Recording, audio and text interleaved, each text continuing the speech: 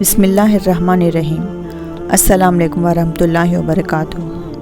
آج کے اس ویڈیو میں ہم نماز کے بارے میں چند حدیث بتانے والے ہیں۔ حدیث کی کتابوں میں نماز کے بارے میں بہت ہی تاکید اور بہت سے فضائل وارد ہوئے ہیں، ان سب کا احاطہ کرنا مشکل ہے۔ تبرکاً چند احادیث کا صرف ترجمہ لکھا جاتا ہے۔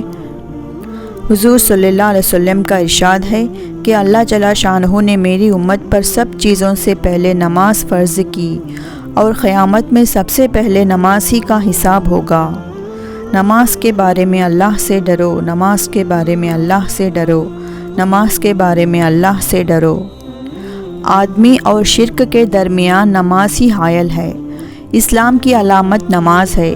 جو شخص دل میں فارغ کر کے اور اوقات اور مستحبات کی رعایت رکھ کر نماز پڑھے وہ مومن ہے۔ حق تعالی شانہ نے کوئی چیز ایمان اور نماز سے افضل فرض نہیں کی۔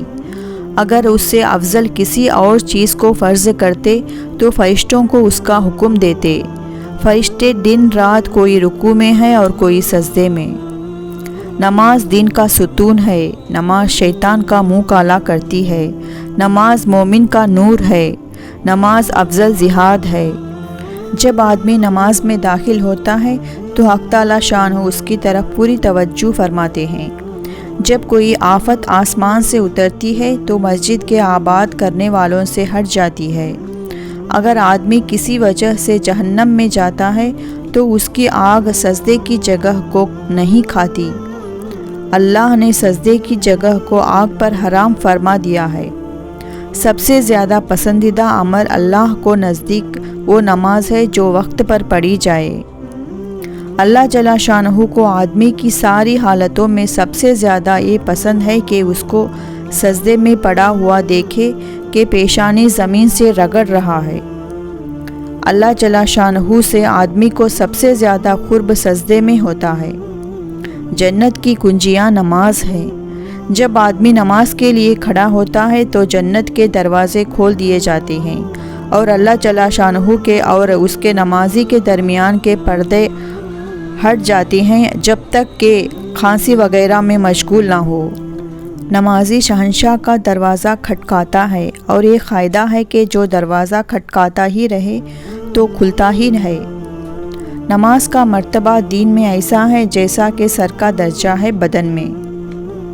نماز دل کا نور ہے۔ جو اپنے دل کو نورانی بنانا چاہے نماز کے ذریعے سے بنا لے۔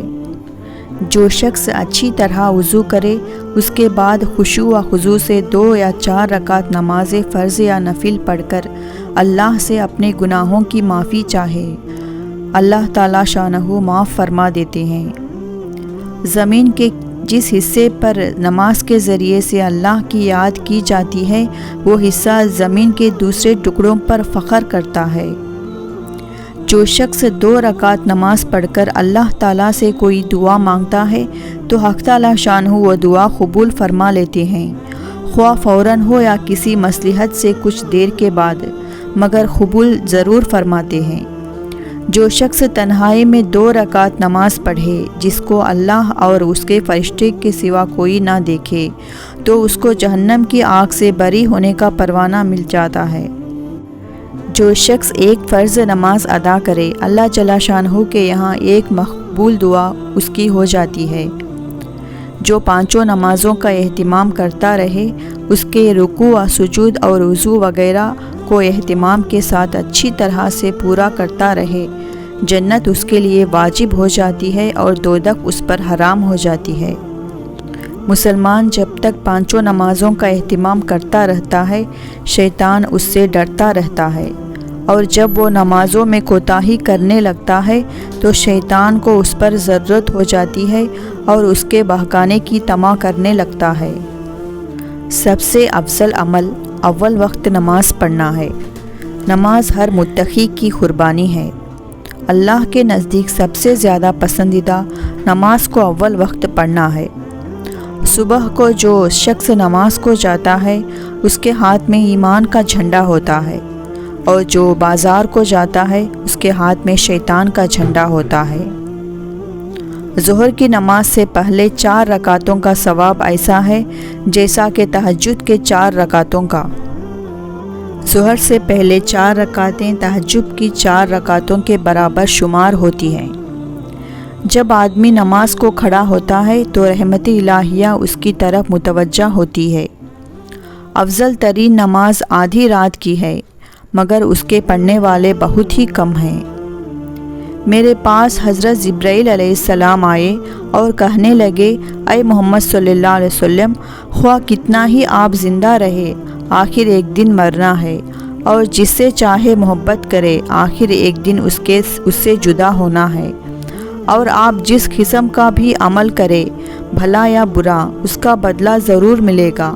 اس میں کوئی تردد نہیں کہ مومن کی شرافت تہجد کی نماز میں ہے اور مومن کی عزت لوگوں سے استغنا ہے۔ آخری رات کے 2 رکعتیں تمام دنیا سے افضل ہے۔ اگر مجھے مشقت کا اندیشہ نہ ہوتا تو امت پر فرض کر دیتا۔ تہجد ضرور پڑھا کرو کہ تہجد صالحین کا طریقہ ہے اور اللہ کے قرب کا سبب ہے۔ تہجد گناہوں سے روکتا ہے اور خطاؤں کی معافی کا ذریعہ ہے۔ اس سے بدن کی تندرستی بھی ہوتی ہے۔ حق تعالی شانہ کا ارشاد ہے کہ اے آدم کی اولاد، تو دن کے شروع میں 4 رکعتوں سے عاجز نہ بن، میں تمام دن تیرے کاموں کی کفایت کروں گا۔ حدیث کی کتابوں میں بہت کثرت سے نماز کے فضائل اور ترغیبیں ذکر کی گئی ہے۔ 40 کی عدد کی رعایت سے اتنے پر کفایت کی گئی کہ اگر کوئی شخص ان کو حفظ یاد کر لے تو 40 حدیثیں یاد کرنے کی فضیلت حاصل کرے گا۔ حق یہ ہے کہ نماز ایسی بڑی دولت ہے کہ اس کی قدر وہی کر سکتا ہے جس کو اللہ جل شانہ نے اس کا مزہ چکھا دیا ہو۔ اسی دولت کی وجہ سے حضور صلی اللہ علیہ وسلم نے اپنی آنکھوں کی ٹھنڈک اس میں فرمائی ہے، اور اسی لذت کی وجہ سے حضور اقدس صلی اللہ علیہ وسلم رات کا اکثر حصہ نماز ہی میں گزار دیتے تھے۔ یہی وجہ ہے کہ نبی اکرم صلی اللہ علیہ وسلم نے وصال کے وقت خاص طور پر نماز کی وصیت فرمائی اور اس کی اہتمام کی تاکید فرمائی۔ متعدد احادیث میں ارشاد نبوی صلی اللہ علیہ وسلم نقل کیا گیا، اتقوا اللہ فی الصلاۃ، نماز کے بارے میں اللہ سے ڈرتے رہو۔ حضرت عبداللہ ابن مسعود رضی اللہ تعالیٰ عنہ حضور صلی اللہ علیہ وسلم سے نقل کرتے ہیں کہ تمام اعمال میں مجھے نماز سب سے زیادہ محبوب ہے۔ یہ تھی نماز کے بارے میں چند حدیث۔ آپ کو میری ویڈیو اچھی لگی ہے تو لائک اور سبسکرائب کریے، اور ثواب کی نیت سے ہر مسلمانوں کو شیئر کریے۔ جزاک اللہ۔